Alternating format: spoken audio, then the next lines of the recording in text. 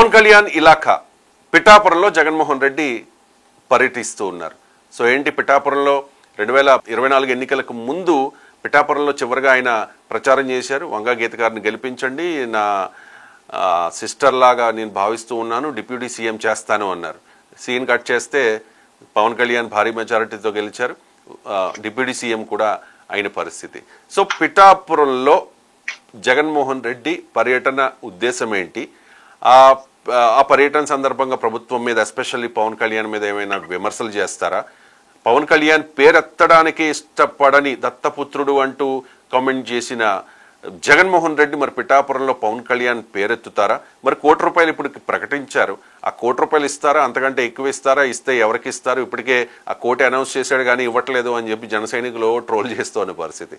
So Janasena party అధికార ప్రతినిధి, ఆ పార్టీ వీర మహిళ, ఫైర్ బ్రాండ్ రాయపాటి అరుణ్ గారు ఫోన్ లైన్లో మనతో డైరెక్ట్గా కాంటాక్ట్ అయ్యారు. రాయపాటి అరుణ్ గారు నమస్కారం. నమస్తే సార్. ఏంటి ఈరోజు జగన్మోహన్ రెడ్డి గారు పిఠాపురంలో పర్యటిస్తున్నారండి? 5 ఏళ్ల పాటు చూసాం కదా, కనీసం జనాల్లోకి రాలేదు, వచ్చిన పరదాలు, రోప్ పార్టీలు, పైన హెలికాప్టరు, కింద చెట్లను కొట్టేయడం, ట్రాఫిక్ ఆంక్షలు పెట్టడం, రకరకాలు, 1 కాదు 2 కాదు చెప్పాలంటే చాలా ఉన్నాయి. సో ఏంటి జనాల్లోకి వస్తూ ఉన్నారు జగన్మోహన్ రెడ్డి, అందులోనూ మీ అధినేత మన డిప్యూటీ సీఎం పవన్ కళ్యాణ్ గారి ఇలాఖాలో అడుగు పెడుతూ ఉన్నారు ఈరోజు, ఏంటి మీ కామెంట్? ఈ నాయకులు అనే వాళ్ళు ఏ ఏరియాలకైనా వెళ్ళొచ్చు, ప్రజలు బాధల్లో ఉంటే ఎక్కడైనా పరామర్శించవచ్చు. దానిలో భాగంగానే గతంలో ప్రతిపక్షం కూడా మేము లేకపోయినప్పటికీ కూడా పెద్ద ఎత్తున ప్రజలకు ఎక్కడ సమస్య ఉంటే రాష్ట్ర వ్యాప్తంగా అక్కడికి వెళ్ళాము. అందులో భాగంగానే జగన్మోహన్ రెడ్డి కడప డిస్టిక్ లో కూడా రైతు భరోసా సభ ఏర్పాటు చేసి అక్కడ ఉన్నటువంటి మరణించిన రైతుల కుటుంబాలకు పవన్ కళ్యాణ్ గారు ఆయన సొంత డబ్బులు ఇవ్వడం జరిగింది జగన్మోహన్ రెడ్డి ఇలాకాలో. ఇవాళ పిఠాపురం పవన్ కళ్యాణ్ గారు ఎమ్మెల్యేగా గెలిపించినటువంటి పిఠాపురం నియోజకవర్గానికి ఈరోజు జగన్మోహన్ రెడ్డి గారు వెళుతున్నారు అంటే, గతంలో జగన్మోహన్ రెడ్డి గారి ఇలాకాలోకి పవన్ కళ్యాణ్ గారు వెళ్ళినప్పుడు ఎలాంటి సహాయం అయితే అక్కడ ఉన్నటువంటి బాధితులకు అందించారో, ఇవాళ పిఠాపురంలో బాధితులుగా ఉన్న వాళ్లకు కూడా జగన్మోహన్ రెడ్డి గారి నుంచి అలాంటి సహకారము సహాయము అందించాలని మేము కోరుకుంటున్నాం. ఊరికే వెళ్ళి అక్కడికి వెళ్ళి కూడా మళ్ళా చంద్రబాబు నాయుడు గారి మీద, పవన్ కళ్యాణ్ గారి మీద, ఎన్డీఏ కూటమి మీద బురద జల్లేసి వస్తే ఆ బురదని ఆల్రెడీ వరద వల్ల వచ్చిన బురదను కడుక్కోవడానికి జనం ఇబ్బంది పడుతుంటే ఈ బురదను కడుక్కోవడానికి ఇంకా ఇబ్బంది పడతారు తప్ప ఉపయోగం ఏమీ లేదు. ఉత్తుత్తి మాటలతో ఉపయోగం లేదు. ఇప్పటికే ₹1 ఇచ్చాను అని ఘనంగా చెప్పుకున్నటువంటి 1000 కోట్ల అధిపతి అయినటువంటి జగన్మోహన్ రెడ్డి ఆ ₹1 ఎక్కడ ఇచ్చాడో, ఎవరికి ఇచ్చాడో, ఏం చేశాడో కూడా తెలియదు. అది కూడా పార్టీ ఫండ్ నుంచి. పవన్ కళ్యాణ్ గారు సొంత డబ్బులు 6 కోట్లు ఇచ్చినా ప్రతి ఒక్కరికి ఈ పార్టీకి డబ్బులు చేరిపోయింది. కానీ జగన్మోహన్ రెడ్డి ఇచ్చిన ₹1 ఇంకా గాలిలో ఎగురుతున్నాయి, ఇంకా కిందకి దిగల. అదే ఎవరికి ఇస్తారో చెప్పలేదు. సీఎం రిలీఫ్ ఫండ్ కి ఇస్తారా? గాలిలో ఎగురుతున్నాయి, ₹1 గాలిలో ఎగురుతున్నాయి, ఇంకా ఎక్కడ ల్యాండ్ అవుతాయి తెలియలా. ఇవాళ పిఠాపురంలో అయినా ల్యాండ్ అవుతాయా?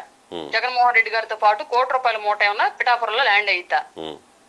లేదు, ఉత్తుత్తి మాట్లాడేసి అక్కడ కూడా బురద జల్లేసి వస్తాడా? ప్రజలను ఆదుకోవడానికి వెళ్ళిన వ్యక్తి వాళ్ళకి ఏం అవసరం అది చూడాలి తప్ప ప్రజలకు అవసరం లేని భయాన్ని వాళ్ళలో సృష్టించి వస్తున్నాడు ప్రతి చోట. విజయవాడ వెళ్ళి అలాగే చేశాడు. ఇప్పుడు పిఠాపురం కూడా అందుకే వెళ్తున్నాడా? నంబర్ 2 ఇంకోటి మీద ఇందాక అన్నారు, చంద్రబాబు నాయుడు గారిని, పవన్ కళ్యాణ్ గారిని ఏమైనా విమర్శిస్తారా అని చెప్పేసి. గతంలో విమర్శించినందుకు ఆయన వేసిన ఎత్తుకి చిత్తు అయిపోయి గొక్కెట్టేడుతో ప్రెస్ ముందు చేర్చాడు. సీఎం స్థాయి నుంచి నడి రోడ్లోకి వచ్చి విపక్షంగా మిగిలిపోయి, ప్రతిపక్షం కూడా లేకుండా. ఆయనకి గనక కనువిప్పు కలిగి ఉంటే, అతను ఓటమి కారణాలు తెలుసుకోగలిగి ఉంటే, జ్ఞానోదయం అయినటువంటి రాజకీయ నాయకుడిగా పరిణతి కనుక చెంది ఉంటే ఇవాళ ఒక్క మాట కూడా పవన్ కళ్యాణ్ గారిని నోరెత్తి మాట్లాడు నాకు తెలిసినంత వరకు. అయినా సరే పరిణతి చెందలేదు. కనీసం మాట్లాడాల్సి వస్తే, అంటే విమర్శలు చేయడానికి కాదు, కనీసం ప్రస్తావించాల్సి వస్తే పవన్ కళ్యాణ్ అని ప్రస్తావించినా చాలు. ఎందుకంటే ఇన్నాళ్ళు ఆయన దత్తపుత్రుడు అని మాత్రమే అన్నారు కదా గత 5 ఏళ్ల పాటు. ఇప్పుడంటే జనం చెత్తలో పెట్టి పడతారులేండి ఆ మాట, అంటే ఇప్పుడు అనాలండి ఆ మాట. కానీ రాజకీయంగా విమర్శ చేస్తే మేము తీసుకుంటాం సార్, తప్పులేదు. ఇప్పుడు ఒక ఏరియా ఎఫెక్టెడ్ అయినప్పుడు అక్కడికి వెళ్ళిన నాయకుడు ఎవడైనా సరే అక్కడ అధికారంలో ఉన్న వాళ్ళని విమర్శిస్తారు, అది రాజకీయం యొక్క ధర్మం. అలా విమర్శనాత్మకంగా అతను చేసే భాష ఉంటే పర్లేదు, మేము మాకు అబ్జెక్షన్ ఏమీ లేదు. కాకుండా బురద జల్లే విధంగా, ప్రజల్ని భయభ్రాంతులకు గురి చేసే విధంగా, ప్రజలకు పైసా కూడా ఉపయోగకరం కాని విధంగా కనుక ఉంటే మాత్రం ఇంకా రాజకీయాల్లో అతను జగన్మోహన్ రెడ్డి అనే వ్యక్తి అనవసరం అన్న విషయం ఆయన గ్రహించుకోవాల్సి వచ్చింది. ఇప్పుడు ఈ విపత్తుకి కారణం గత ప్రభుత్వ వైఫల్యాలే అని చెప్తూ ఉన్నారు కదా. నాకు తెలిసి ఇప్పటి వరకు ఈ ఏలేరు అండ్ బుడమేరు ఈ 2 విపత్తుల వల్ల జరిగిన నష్టం 10,000 కోట్లకు పైనే. అంటే మరి జగన్మోహన్ రెడ్డి ఇవ్వాలా అంటే జగన్మోహన్ రెడ్డి ఇవ్వక్కర్లా, ప్రభుత్వం అనేది కంటిన్యూషన్, ఆ ప్రభుత్వ తప్పిదం అయ్యి ఉండవచ్చు. కానీ ఇప్పుడు ₹1 ప్రకటించారు, ఆ ₹1 కూడా ఇస్తారా లేదా అనేది క్లారిటీ లేదు. మీరు అంటే ఏం డిమాండ్ చేస్తూ ఉన్నారు జగన్మోహన్ రెడ్డిని? సార్ మేము జగన్మోహన్ రెడ్డిని డిమాండ్ ఏమి చేయట్లేదు సార్. ఇంతకు ముందు అతను ముఖ్యమంత్రి అయ్యాడు అంటే ఈ రాష్ట్ర ప్రజలు పెట్టిన భిక్ష. వాళ్ళ నాన్న హైదరాబాద్ లో నాకు ఉన్న ఇల్లు కూడా అమ్ముకొని నేను రాజకీయాల్లో వచ్చాను అని చెప్పేసి ఎలక్షన్ అఫిడవిట్ లో మొట్టమొదటిగా నమోదు పరిచాడు. అతని దగ్గర ఉన్నటువంటి ఆస్తి 57 లక్షలు. అట్లాంటి రాజశేఖర్ రెడ్డి ముఖ్యమంత్రిగా ఉన్న టైంలో జగన్మోహన్ రెడ్డి 1000 కోట్లకు అధిపతులు అయ్యారు అంటే ఈ ప్రజలు పెట్టిన భిక్ష. ఈ ప్రజలు పెట్టిన భిక్షని ఆ ప్రజలు ఆకలితో అలవటిస్తున్నప్పుడు ప్రభుత్వానికి సహకరించాలి, లేదా స్వచ్ఛందంగా మీరైనా సరే పెద్ద మొత్తంలో వాళ్ళకి సహాయ సహకారాలు అందించాలి. రైట్. చిన్న చిన్న పిల్లలు వాళ్ళ కిటీ బ్యాంక్ లో ఉన్న డబ్బులు ఇస్తూ ఉన్నారండి. చాలా మంది ఎంప్లాయీస్ ఒక రోజు జీతం ఇస్తూ ఉన్నారు, డొనేట్ చేస్తూ ఉన్నారు.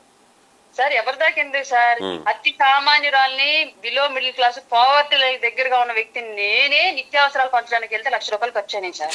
అప్పు చేసి మరీ తీసుకెళ్ళాను, నేను ఏదో ఒకటి చెయ్యాలి వాళ్ళకి అని. అట్లాంటి నేనే అంతదా వెళ్తే నాకు పవన్ కళ్యాణ్ గారి పిలుపు మేరకు అప్పు చేసి మరి వెళ్లి సహాయం చేసి వస్తే 1000 కోట్లు ఉన్నాయి. నువ్వెంత చేయాలి సార్? నీ వెనకాల పవన్ కళ్యాణ్ చంద్రబాబు నాయుడు గారిని అసెంబ్లీలో సవాల్ చేశాడు సార్. ఒకసారి గుర్తుందో లేదా మీకు? మాకు గుర్తుంది. ఇంకా 150 మంది మేము కన్నెర్ర చేస్తే నువ్వు అసెంబ్లీలో ఉండగలవా అని ముఖ్యమంత్రి, ఇప్పుడున్నటువంటి ముఖ్యమంత్రి గారిని గత ముఖ్యమంత్రి గారు అసెంబ్లీలో ఛాలెంజ్ చేశాడు, వార్నింగ్ ఇచ్చాడు. ఇవాళ అదే జగన్మోహన్ రెడ్డిని అడుగుతున్నాను, ఆ రోజు చిటికేసి 150 మంది ఈ రోజు చిటికేసి వరద బాధితులను ఆదుకోగలరా? ఆ రోజు ప్రజల సొమ్ము తిని మీరు అసెంబ్లీలో కూర్చొని నిద్రలో పోయిన మీ నాయకత్వం అంతా ఇవాళ నిద్రపోవడానికి కూడా కడుపులో పేగులు ఆకలితో అలమటిస్తూ ఉంటే కంటి మీద కునుకు లేకుండా బాధపడుతున్నటువంటి బెజవాడ వాసుల్ని మీ 151 మంది ఆదుకోగలరా? ప్రభుత్వానికి అదే చంద్రబాబు నాయుడు గారికి చిటికేసి వాళ్ళు చెప్పగలరా, ఇదిగో నా 150 మంది ఇంత ఫండ్ ఇస్తున్నాం గవర్నమెంట్ కి, నువ్వు చేయలేకపోయావు నేను చేస్తున్నా అని ఇవాళ చిటికేసి ఛాలెంజ్ చేయగలరా జగన్? ఎందుకంటే ప్రభుత్వం ఏం చేయాలో అంత చేస్తుంది, దానికి మించి జన సైనికులు ఎంత చేస్తూ ఉన్నారు. దాని తర్వాత టీడీపీ నాయకులు చాలా మంది సపోర్ట్ చేశారు. కూటమి రావాలి, ఆంధ్రప్రదేశ్లో ఈ జగన్ అనే నియంత పోవాలి అని కోరుకున్న వాళ్ళందరూ కూడా ఇప్పుడు వరద బాధితులకు బాసటగా నిలుస్తూ ఉన్నారు.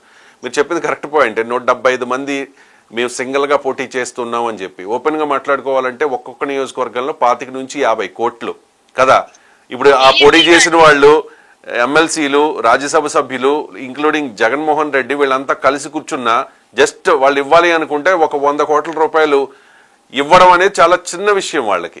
కానీ కోటి ప్రకటించారా, కోటి కూడా ఇవ్వట్లా. ఇప్పుడు నేను ఒకటే అడుగుతున్నాను జగన్మోహన్ రెడ్డి గారిని, ఆ రోజు అసెంబ్లీలో చంద్రబాబు నాయుడు గారిని చూసి చిటికేసిన నువ్వు నీ 150 మంది ఈ రోజు చిటికేయండి బెజవాడ కూడా అంటున్నాను. ఈ రోజు కూడా చంద్రబాబు నాయుడు గారికి చిటికేయమని చెప్పండి జగన్మోహన్ రెడ్డిని, కానీ సహాయం అందించి 150 మంది చిటికేయమని చెప్పండి. రైట్ అండి.